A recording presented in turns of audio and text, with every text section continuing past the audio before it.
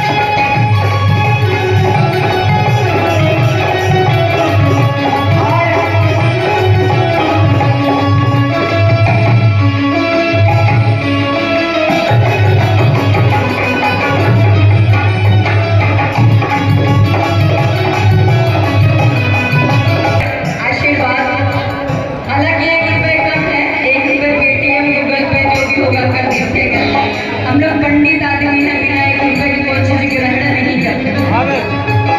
और क्या कह रहे हैं?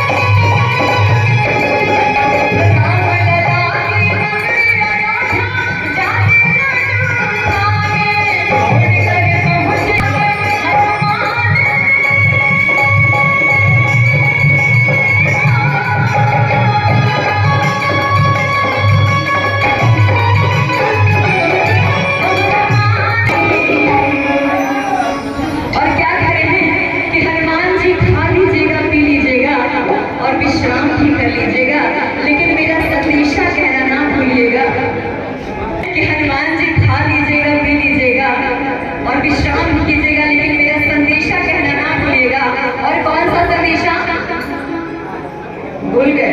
बुलाएंगे सबको। आज लोग जन्माष्टमी, आप लोग जन्माष्टमी में ही आए ना? पक्का? चलिए दोनों हाथ उठा के सभी लोग एक बार, दोनों हाथों को ऊपर।